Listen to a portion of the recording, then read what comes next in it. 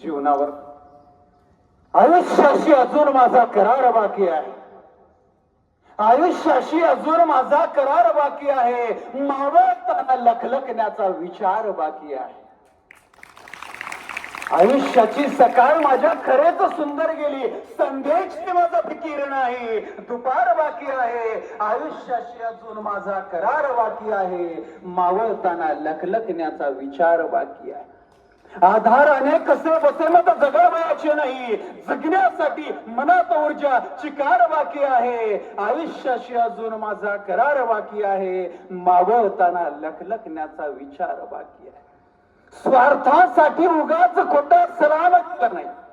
हे उभा जे केलेला आहे, हा जो संघर्ष आहे, ही संस्था नवोदय विद्यालय या संघर्षातून निर्माण झालेला आहे. 1987 ला आपल्या अहिल्यानगर जिल्ह्याचं हे एकमेव असणारं नवोदय विद्यालय या मातीमध्ये, या ग्रामीण भागात एवढ्या दूर उभा केले.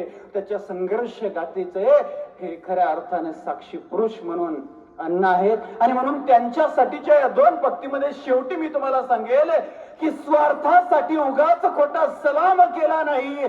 फाटत गेलं तरी भरजरी किनार बाकी आहे. आयुष्याशी अजून माझा करार बाकी आहे. मावळताना लखलखण्याचा विचार बाकी आहे. मावळताना लखलखण्याचा विचार बाकी आहे. अनेक संत महात्म्यांच्या पदस्पर्शाने पावन झालेली ही भूमी, अनेक शूरवीरांच्या पराक्रमाने रक्तरंजित झालेली आपली ही भूमी, आपला हा भारत देश. आणि आजचा भूगोल, आजचा इतिहास, राज्यशास्त्र जर तुम्ही अभ्यासलं तर आज मी तिला एकूण आपल्या भारत देशामध्ये 28 घटक राज्य आणि 8 केंद्रशासित प्रदेश आहेत. तुमच्या पुस्तकामध्ये बदललेलं आलेलं नसेल तर वेगळं असेल, म्हणून आजची स्थिती सांगतो. एकूण 28 घटक राज्य आणि 8 केंद्रशासित प्रदेश आहेत. त्यामध्ये एकमेव राज्य असे की ज्या राज्याच्या नावातच नाही तर इतिहासातही महानता आहे. ते राज्य म्हणजे महाराष्ट्र. महान असे ते राष्ट्र ते महाराष्ट्र. काल ज्यांचा जन्मोत्सव साजरा केला गेला,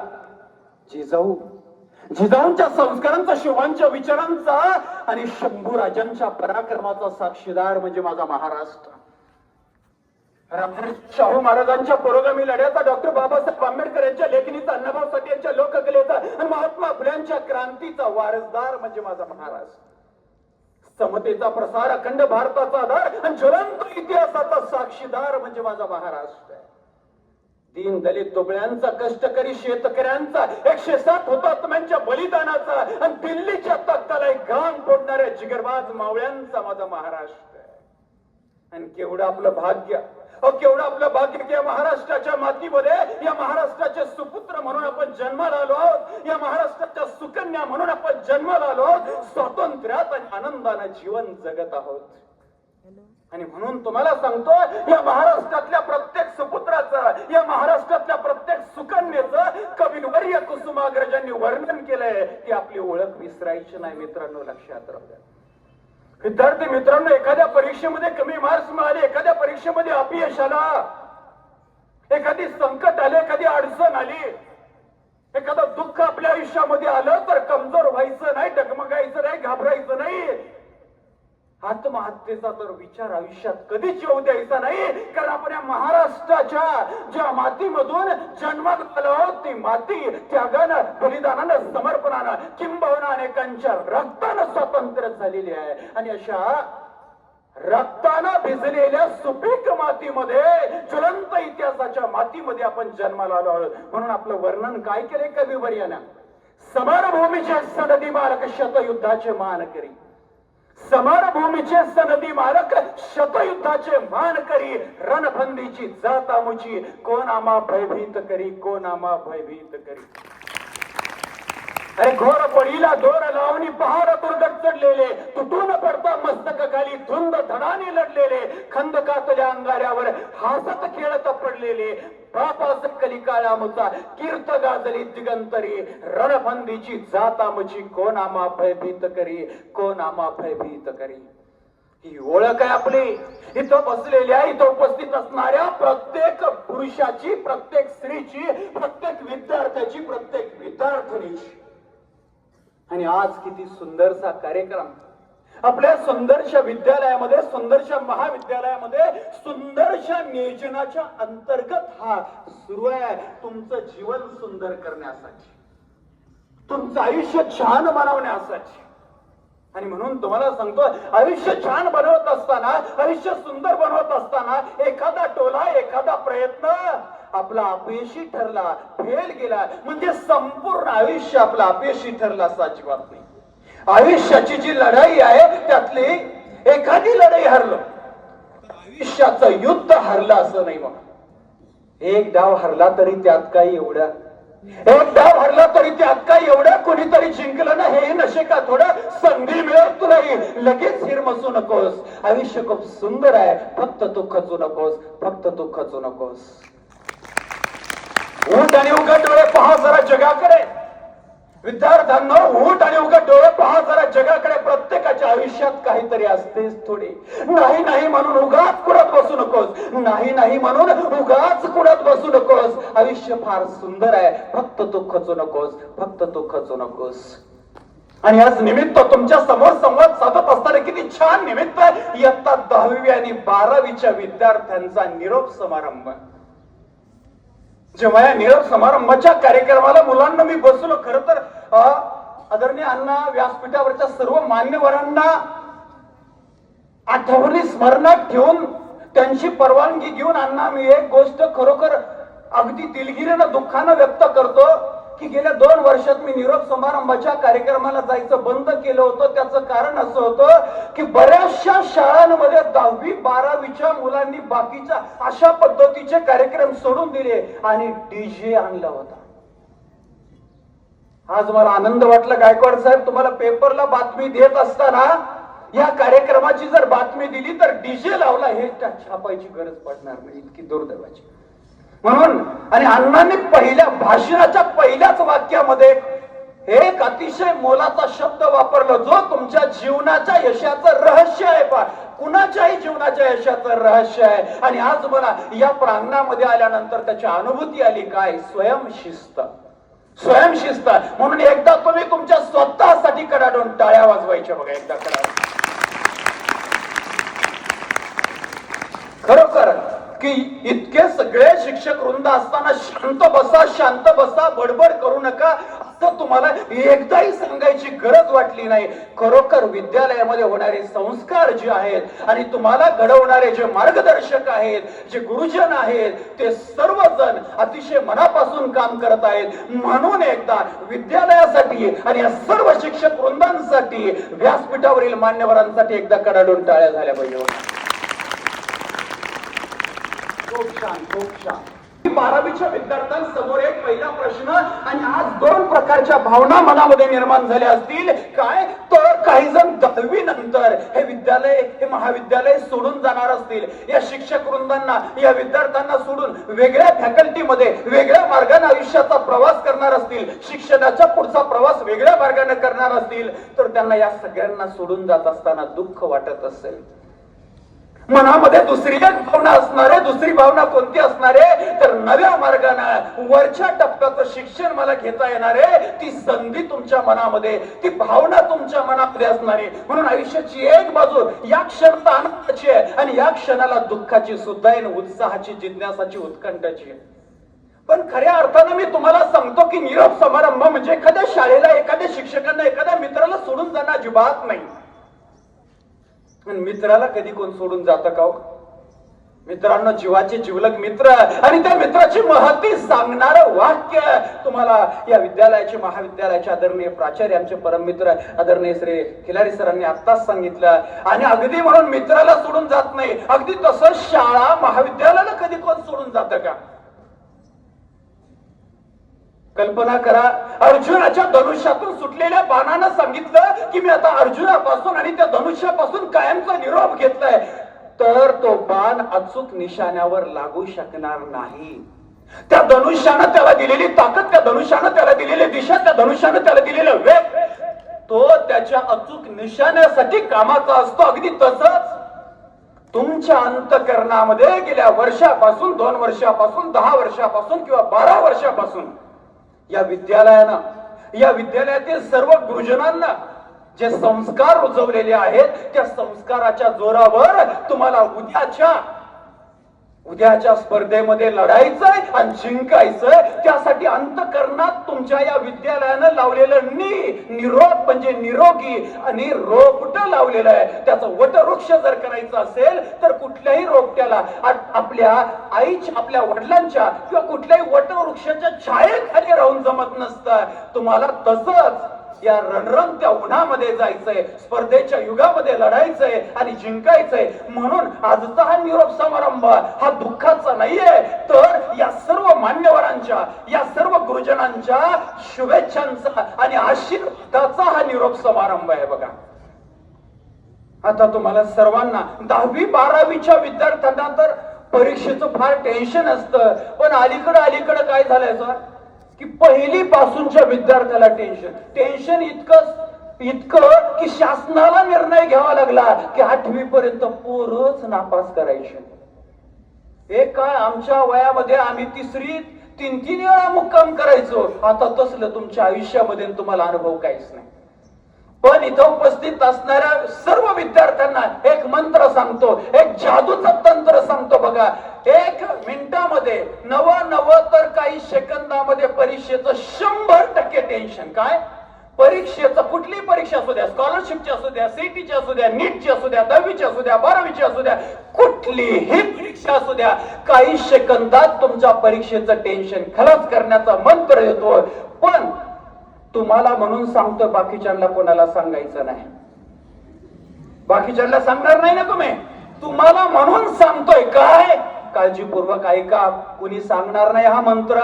की ज्या परीक्षेचं टेन्शन येतं, जी परीक्षा अवघड वाटती, जी परीक्षा नकोशी वाटती, त्या परीक्षेचा फॉर्मच भरायचा नाही. मंत्र भारी आहे का नाही? मंत्र पटलाय हा मित्राला, तर ते तुला घेऊनच जात असतो नगरला जाता लय पटलाय. पण तरीही मला माहितीये, व्यासपीठावरील मान्यवर जे पालक असतील, पालक आहेत, समोरचे विद्यार्थी, तुम्ही असं करणारच नाही, तुम्ही फॉर्म भरणारच आहे. तर काय झालंय, तुमचं मन, तुमचा मेंदू अर्धा या निगेटिव्हिटीनं म्हणजेच या भीतीच्या विचारानं भरलाय. पण अर्ध्या मेंदूमध्ये तुम्हाला माहितीये, 10वीची परीक्षा दिल्याशिवाय 11वीचा दरवाजा उघडत नाही, 12वीची परीक्षा दिल्याशिवाय तुम्हाला पुढच्या करिअरचा दरवाजा उघडत नाही. आणि मग याला घाबरता का? ही परीक्षा म्हणजे संकट नाहीये, ही परीक्षा म्हणजे अडचण नाहीये, तर ही परीक्षा म्हणजे तुमचं आयुष्य सुंदर करण्यासाठी, उज्ज्वल भविष्यासाठी संधी आहे. आता बघा, तुमच्या सरांनी, तुमच्या मॅडमनी, आता त्यांचा सगळ्यांचा तुम्ही इतक्या मन मोकळ्यापणानं सत्कार केला. त्या सरांनी, त्या मॅडमनी तुमच्या बरोबर बोलत असताना किंवा वर्गामध्ये शिकवत असताना, किंवा मी आता तुम्हाला विचारलं, आपल्या देशाचं नाव काय? सांगा बरं, आपल्या देशाचं नाव काय? कोणाला माहितीच नाही आपल्या देशाचं, असं कोणी आहे का? असं कुणीच नाही. 5वी ते 12वी पर्यंतचे मुलं आहेत, एकही असं विद्यार्थी नसेल. हुशार आहे, तुम्हाला तर देशाचं नाव माहिती असणारच. पण जर यदा कदाचित, अण्णा मुख्याध्यापक सर, यदा कदाचित जर एखादा विद्यार्थ्याला आपल्या देशाचं नाव माहिती नसतं ना, मी एवढ्या मॉप्सवर माईकवर म्हणलो नसतो, पण मनातल्या मनात त्या विद्यार्थ्याला नवा त्या विद्यार्थ्याला फक्त मीच नाही तर अनेक गुरुजनांनी एका प्राण्याची उपमा दिली असती. कोणत्या प्राण्याची? कसले हुशार आहेत पोरं बघा, 100% ओळखलं. गाढव, 100% सहज. काय गाढव आहे? देशाचं नाव माहिती नाही, देशाचं नाव माहिती नाही, काय गाढव आहे? म्हणजे काय, याचा अर्थ आपल्या डोक्यात एक कन्सेप्ट बसलेली आहे, सगळ्यात मोठं म्हणजे गाढव. आता तुम्हाला सांगतो, हे गाढव तरुण पण एका कुंभाराने आणलं. कुंभाराच्या घरी ते माती वाहतय, दगड वाहतय, माठ वाहतय, गाडगे वाहतय, सारं आयुष्य ओझ वाहत त्याचं गेलंय. आता ते म्हातारं झाले बा, त्याच्या आयुष्यातलं एक संकट आलंय. काय? ते म्हातारं झालंय. दुसरं संकट काय आलं की त्याच्याने काम होत नव्हतं, त्याच्यामुळे त्याच्या मालकाला, ज्याच्या घरामध्ये, ज्याच्या दारामध्ये तो आयुष्यभर राबला होता, ओझं वाहिलं होतं, त्या कुंभाराला ते गाढव आता खायला कहार भुईला बहार वाटायला लागले. म्हणून तो काय करायचा, बाकीचं काम करणाऱ्या गाढवांपुरचा उरलेला चारा हा त्या म्हाताऱ्या गाढवा पुढे टाकायचा. बिचारा जगण्यासाठी कसं बस थोडं थोडं खायचं. थोडं खात खात खात त्याचा प्रवास चालू होता. त्याला भीती वाटत होती की काय कसं माझं जीवन कसं होईल. एक दिवस काय झालं, पहाटे ते म्हातारं गाढव चाऱ्यासाठी इकडं तिकडं तोंड फिरवत होतं, इकडं तिकडं धाव घेत होतं. आणि तेवढ्यात त्याच्या पायाला बांधलेली दोरी सुटल्यानंतर त्याला आनंद झाला आणि तो चारा शोधायसाठी इकडं तिकडं निघाला. तेवढ्यात काय झालं, बाजूला असणारा पहाटेचा प्रसंग आहे, बाजूचा खड्डा दिसलाच नाही. त्याचा तोल गेला आणि तो त्या खड्ड्यात पडला.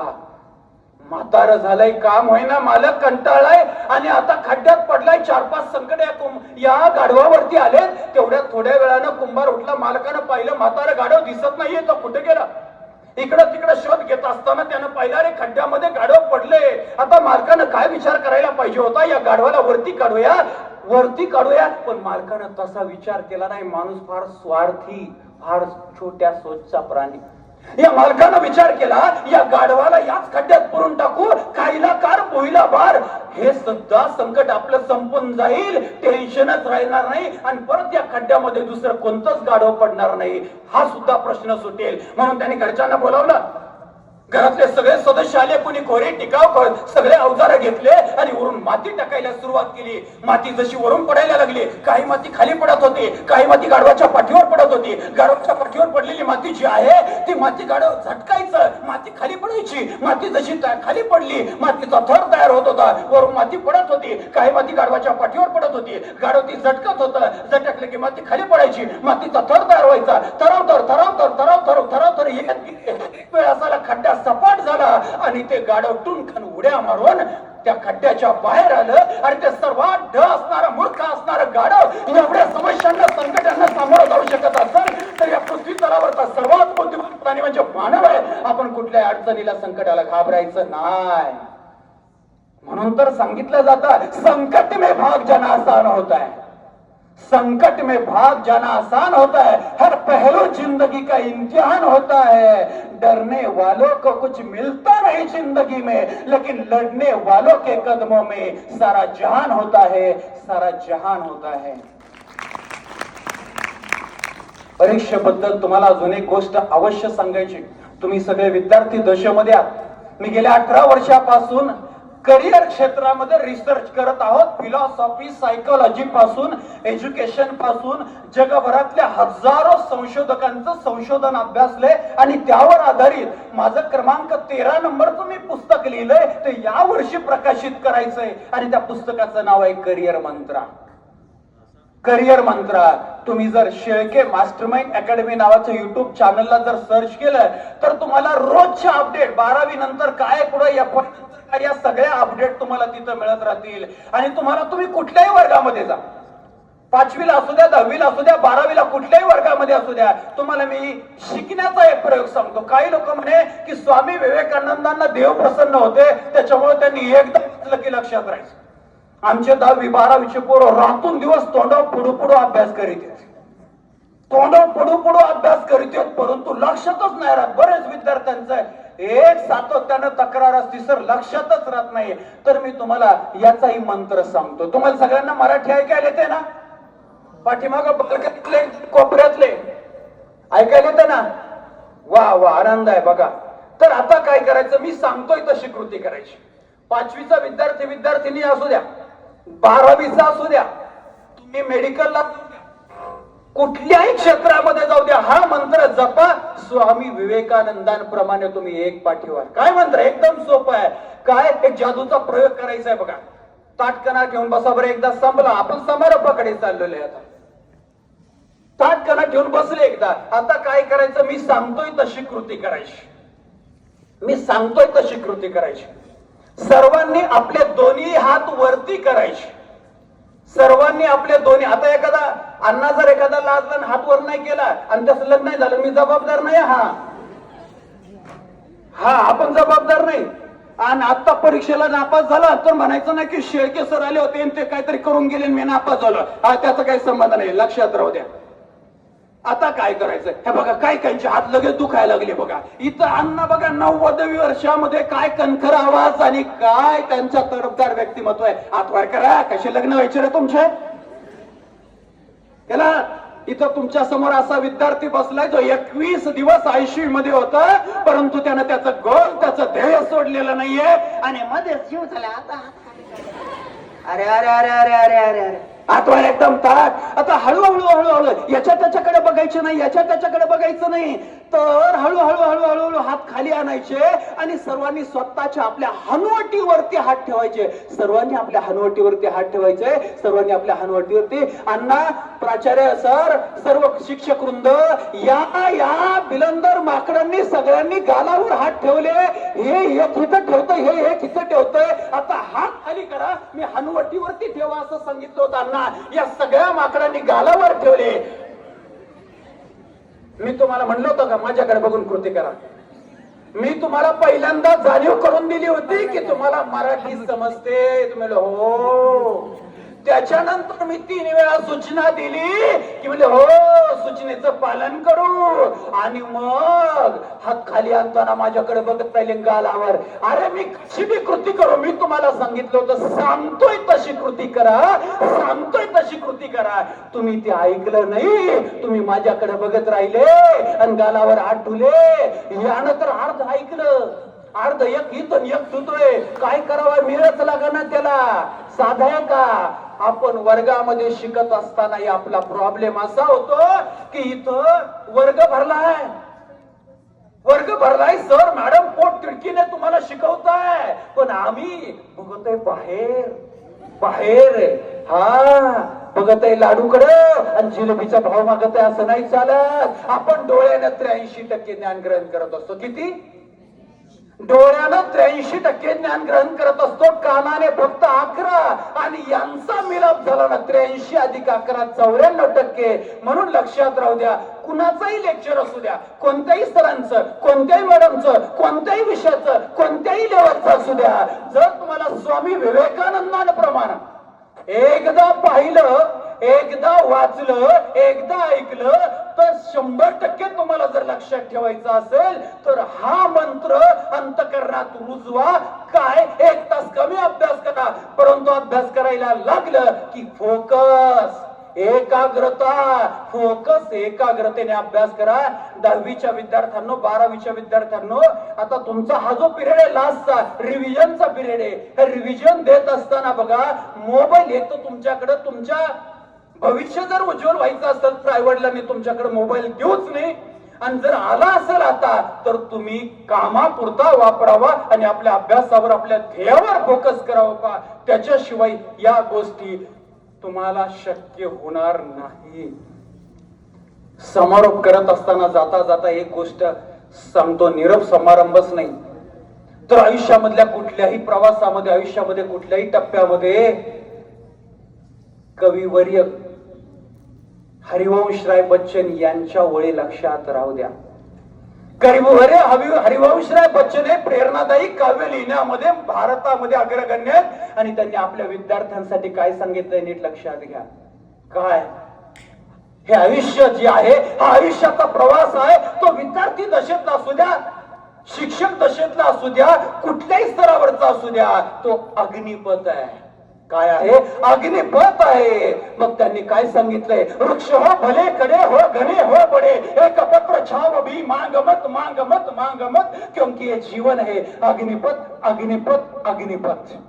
यह महान दृश्य है, चल रहा इंसान है, अश्रु श्वेत रक्त से लथपथ लथपथ लथपथ, क्योंकि ये जीवन है अग्निपथ, अग्निपथ, अग्निपथ. तू न रुकेगा कभी, तू न थकेगा कभी, तू न मुड़ेगा कभी, तू न झुकेगा कभी. कर शपथ, कर शपथ, कर शपथ, क्योंकि ये जीवन है अग्निपथ, अग्निपथ, अग्निपथ. तुम्हाला उत्तम आरोग्य, तुम्हाला उत्तम करिअर घडवायचं असेल तर पहिला महत्वाचा मुद्दा आहे की तुमच्या अंतःकरणामध्ये हे घडवण्याचं स्वप्न असायला पाहिजे. हे घडवण्याचं स्वप्न असायला पाहिजे, ज्वलंत इच्छाशक्ती असायला पाहिजे. मला डॉक्टर व्हायचंय, मला इंजिनियर व्हायचंय, मला अमुक व्हायचंय, मला तमुक व्हायचंय, मला हे करायचंय, तुम्ही ठरवलं पाहिजे.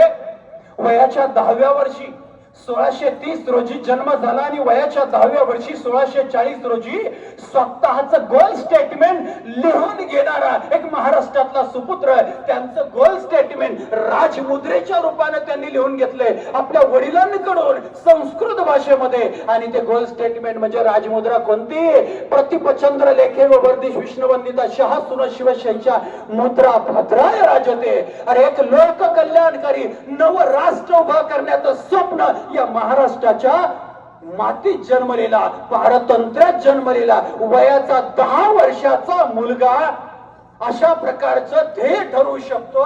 आणि त्याच्या पुढे जाऊन तो ध्येय साकार करण्यासाठी वयाच्या 15व्या वर्षी रायरेश्वराच्या शिखरावर, रायरेश्वराच्या म्हणजे महादेवाच्या पिंडीवर रक्ताचा अभिषेक घालू शकतो. आणि एक ज्वलंत इच्छाशक्ती, काय इच्छाशक्ती असायला पाहिजे. एक वाक्य सांगतो, काय शपथ घेतली त्यांनी. जन्म घेऊ पुन्हा येथे, जन्म घेऊ पुन्हा येथे राखू स्वराज्याची लाज, मातीसाठी मरू कितीदा घेऊ शपथ आज. अरे स्वप्नासाठी जर मरण्याची तयारी म्हणजे सर्वतोपरी प्रयत्न करण्याची तयारी दाखवली तर जगाच्या पाठीत असं कुठली अडचण, असं कुठलं संकट नसणारे जे तुम्हाला तुमच्या ध्येयापासून अडवू शकेल. म्हणून प्रचंड इच्छाशक्तीनं काम कर. दररोज चांगले चांगले संस्कार अंतःकरणामध्ये रुजवा.